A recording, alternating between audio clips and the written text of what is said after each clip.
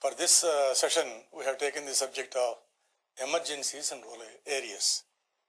The importance of the subject is 70 to 75% of the population live in rural areas. Apart from that, in rural areas, there is no high-tech radiology. And then for emergencies, they can't rush to a nearby city hospital because of the difficulties in travel. Equipments, but every center constituting a few villages, a community hospital for example, should have minimum equipments. I am talking about radiology equipments, not about laboratory and otherwise. An X-ray machine capable of 100 kV at 100 mA. This is the minimum because there is electricity almost in all villages. It should not be difficult to install an X-ray machine there. And also with that, of course, darkroom equipment and goes with the X-ray equipment. Besides that, the cheapest machine is ultrasonography. It plays a major role, particularly we are talking about the emergencies, not complicated chronic diseases, etc. Emergencies. So these two are the minimum equipments that we need. And what are the emergencies? From head to foot, anything can be emergency. But in trauma, head injuries, pelvic injuries, visceral injuries, not only the bones but viscera, all these are important because in rural areas, particularly with the modern technology of using tractors and lorry traffic and new structures, accidents are very common. Besides the troubleshooting terrorism. Infections, still although with all vaccinations and all sorts of antibiotics available, some of the infections are still rampant in villages, mainly because of lack of sanitation, no public toilet system, no protected water supply, food also is adulterated. Of course, as compared to the urban areas, there is not much of air pollution yet. And then hemorrhage, bleeding, nose bleeding, massive bleeding, vomiting, hemoptysis, same thing, rectal bleeding. So any sort of bleeding is also an emergency. And what are the common radiographs that you can take? It is simple, not much of radiation with a chest or abdomen radiograph. And so common radiographs that can be taken with that type of equipment I have mentioned is chest, PA or lateral, but chest radiographs are essential. Abdomen, plain film of the abdomen, particularly in intestinal obstructions, abdominal colics is a must. And then intravenous pyelography, hematuria for example. The first thing you should do is IVP. And GI series for hemoptysis or bleeding from the rectum, the simple barium contrast used GI series, upper GI, small bowel, and barium enema. These must be important. Then ultrasonography. In fact, sometimes the ultrasonography may be the first choice to use and then supported by radiography. Whatever it is, both are complementary. This 58-year-old farmer comes with fever. Nearby community center, area hospital, he goes. And then what are the investigations apart from the laboratory investigations? A PA view is just taken. Then what is the interpretation? Because the interpretation is important rather than just taking a radiograph. And you get patchy infiltrates. The right mid-zone, right cardiophrenic angle, and left side, not so much alveolar, but interstitial also. So it's a combination of interstitial and alveolar infiltrates. Since in our country still tuberculosis is the priority, would be tuberculosis, not radiographically, because tuberculosis often involves the apical segments, upper lobes, or superior segment of the lower lobes, but not mid and lower zones. But then there are exceptions. If the patient has been a diabetic or immunosuppressed with corticosteroids or whatever reason it is, there you can get unusual type of tuberculosis. In pregnant women, for example, we can get a basal tuberculosis. But however, this is not tuberculosis, radiographically. Then what is it?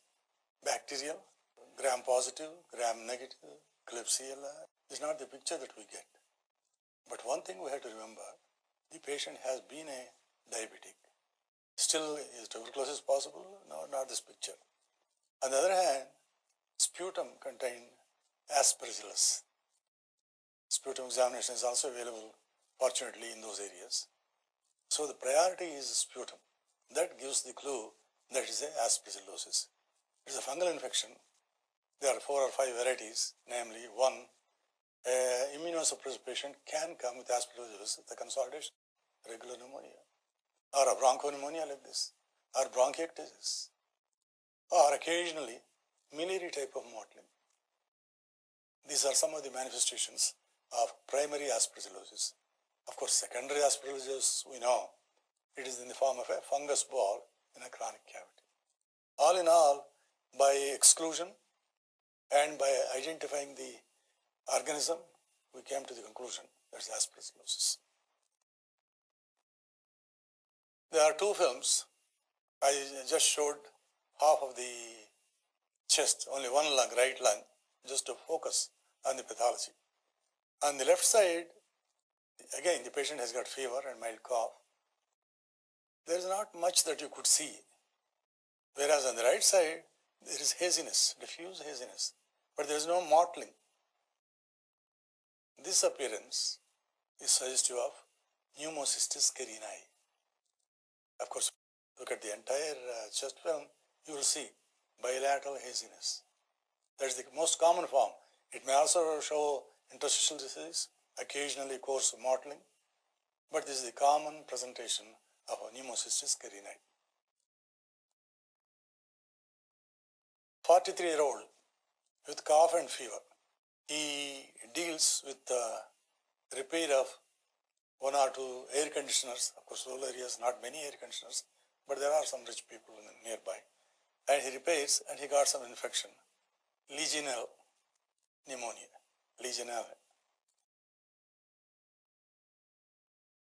Another patient comes with breathlessness. Since we are talking about infection, what kind of infection produces this kind of a bilateral interstitial picture? All the usual interstitial pneumonitis are chronic, but this is acute, and he comes with breathlessness. He is a farmer. He is exposed to pesticides. Modern farming includes pesticides.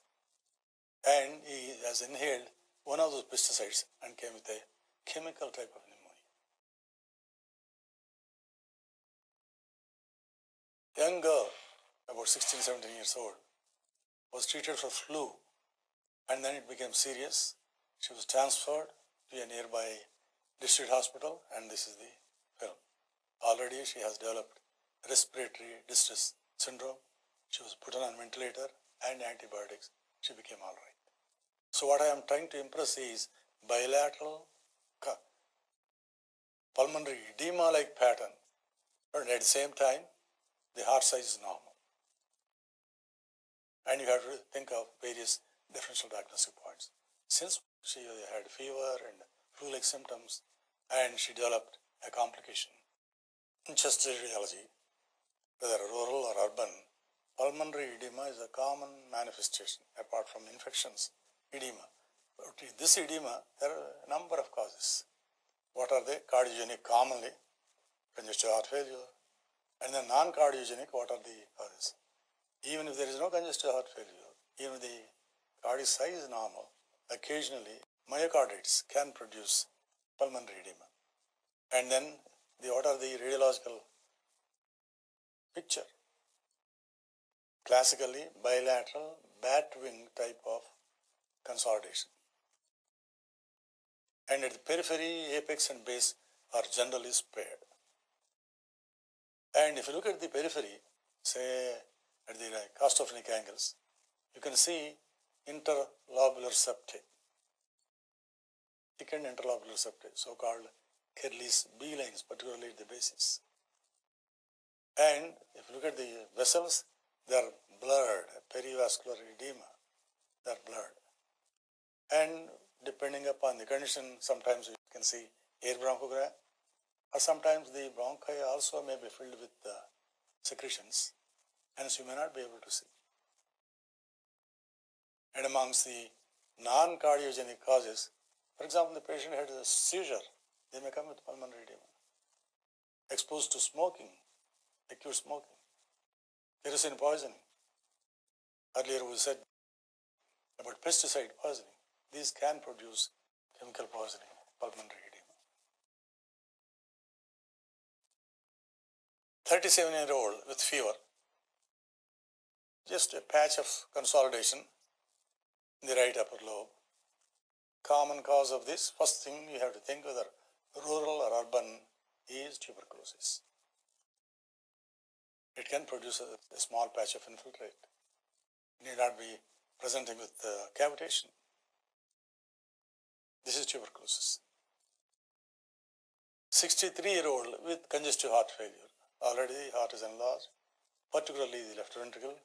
He has got chronic hypertension. And if you look at the lungs, in the right lung, the classical half butterfly wing pattern, that is pulmonary edema. On the left, only perihilar edema. What is this discrepancy? Several causes. One, the patient may be lying on the right side, so more edema on the dependent portion of the lung. Or the left lung may have some chronic disease like emphysema or bulle or something. So it restricts the edema only to the perihilar area. Whatever it is classical of pulmonary edema, predominant unilaterally on the right side. This patient, 23-year-old with hemoptysis. This is a girl, and if you look carefully, with hemoptysis, often you have to look for the infiltrates. Usually tuberculosis is the common cause. Basally, those are breast shadows, those are not infiltrates. To think of bronchiectasis, that's also one of the major causes of hemoptysis. Infiltrates in the left infraclavicular area. Small infiltrates. Early to 63-year-old gentleman with symptoms of congestive heart failure. And if you look at a film, he came to the area center with breathlessness, severe breathlessness and edema. There is classical half butterfly wing pattern on the right side. Namely, the earlier we had described pulmonary edema, consolidation along the hilum, going all the way to the periphery. The apex and costophrenic angles are spared. Whereas on the left side, it was only restricted to the left hilar and perihilar area. Why is this discrepancy? Could it still be pulmonary edema, or is it superimposed pneumonia on the right side? Well, it is possible. Unilateral edema can occur, particularly when the patient is lying down on one side. This patient must be favoring to lie on the right side, so most of the edema goes to the dependent portion of the lung. That is one. Two, on the other hand, the left lung, he may be a smoker, he might have got some changes of interstitial emphysema, or even bulle. Those lesions prevent the pulmonary edema to spread to the periphery. These are some of the exceptions. Young girl comes with hemoptysis. Hemoptysis, of course, if it is spitting of blood, it is not an emergency, but sizable amount of hemoptysis is significant, and this is a dilemma to the doctors. You take a PAV of the chest, you don't see much, except the hilar are a little prominent. Prominent means, are there nodes? No, no definite evidence of nodes. There is no lobulated mass. The right paratracheal stripe is intact. So we cannot think of nodes and tuberculosis. Are there any infiltrates? At this point, I have to tell you, a PA view of the chest, all we can see is only about 60% of the lung.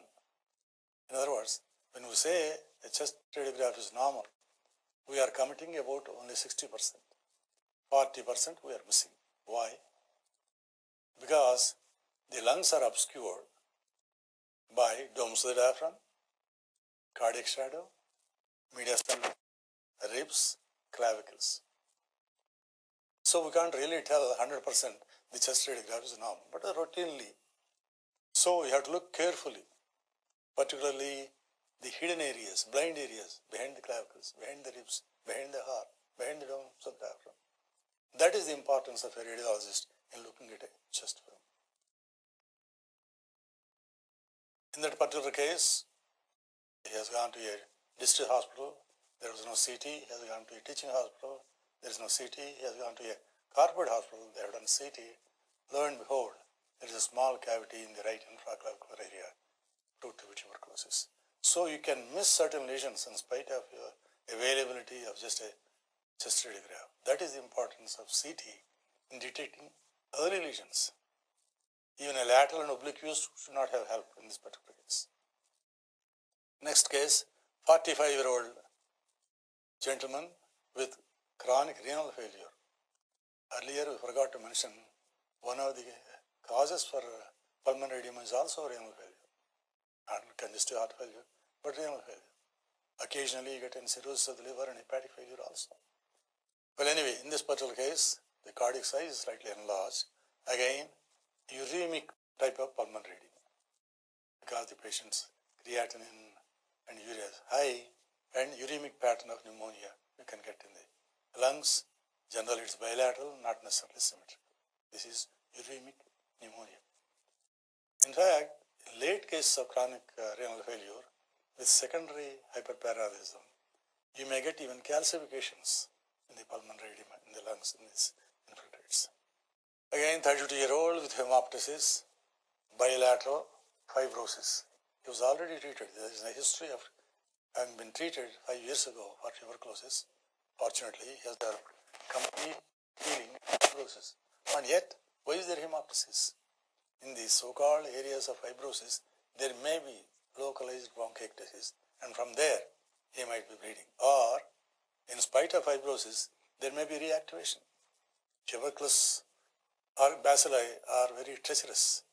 They may keep quiet for a long time and then flare up due to precipitating causes, whatever the immunosuppression or decreased resistance of the patient. In those cases, CT, of course, is necessary. Again, in this particular case, a young girl, again a history of reasonable amounts of hemoptysis, and she came with a chest film. Look at the small patchy infiltrates in the left infraclavicular area. Everybody said it is tuberculosis. The patient has been treated for tuberculosis, but still the patch is there. Ultimately, somebody thought maybe it is an arteriovenous aneurysm because he saw some vessels going there, and CT and angiogram showed a small arteriovenous aneurysm in the left upper lobe area. And that is the cause of hemoptysis. It is not a common cause of hemoptysis, rare cause. But first, whatever it is, think of tuberculosis, but don't start the treatment immediately. Investigate further. There must be scientific evidence. Either sputum should be positive, Monto should be positive, or a small cavity by CT. 5-year-old with high fever. High fever is 104, frankly. And they were giving just cold sponges and brought here. What do you see? A big cavity, thick-walled cavity. It's not like tuberculosis cavity. And a ball-like dense lesion. And what we call a meniscus sign. But then at that young age, she didn't have any chronic cavity to think of a fungus ball. Occasionally what happens in a staphylococcal pneumonia, what we call a round pneumonia, it begins to cavitate and part of it is expelled, and you can get this arc-like or meniscus sign. This is staphylococcal abscess. Again, a neonate, infancy, not exactly neonate, infancy, dyspneic. And then this is the picture, bilateral haziness. There are several causes that produce bilateral haziness, but one of the major etiologies is hyaline membrane disease. Hyaline membrane disease. It is one of the common causes, particularly in prematures, or if the mother is diabetic, this you may encounter a child with hyaline membrane disease. What is this due to? Lack of surfactant. Today, surfactants are available. They treat with them. The child gets all right. It needs positive pressure ventilation. Occasionally can produce this. In the differential diagnosis, congenital heart disease with failure, cyanotic or acyanotic, lymphangiectasia, bilateral, can produce diffuse haziness, neonatal sepsis, and retained lung fluid. That occurs early on after delivery, but not after a few months. And what are the radiological pictures? If you look carefully, there are areas of consolidation. Pulmonary edema pattern, again, let us put it that way. Air bronchogram is there. Symmetrical hypoaeration. The domes of the diaphragm are high. And the complications may be pneumothorax or occasionally pneumopericardium also. Another child comes with high fever. Bilateral, patchy, some of them are round opacities in both lungs.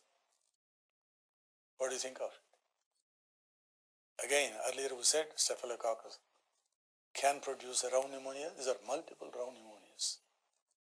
Multiple septic emboli and producing pneumonitis and eventually abscess formation.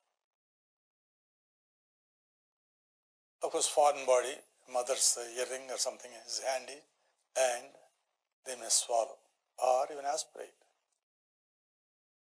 So you have to know a lateral view to see whether it is in the trachea. Of course, if it is in the trachea, it's very dangerous. If it is in the esophagus, it's not so dangerous. Another entity for in children with some sort of a trouble in breathing is congenital tracheoesophageal fistula. There are 4 varieties, but the commonest variety is blind end of the proximal segment of the esophagus, whereas the lower end communicates with one of the bronchi or even trachea. That's why it's called tracheobronchial fistula. Radiologically, how can you diagnose? Of course, clinically they pass a catheter, it won't go, it coils around, comes back. Radiologically, if you take a film like this, the superior mediastinum is widened because of the dilated proximal segment. And there is gas in the abdomen. That means something is communicating with the gastrointestinal tract. That is trachea. This is a tracheoesophageal fistula. 75% of these congenital anomalies, both ends completely blind. There may be H-type of fistula communication.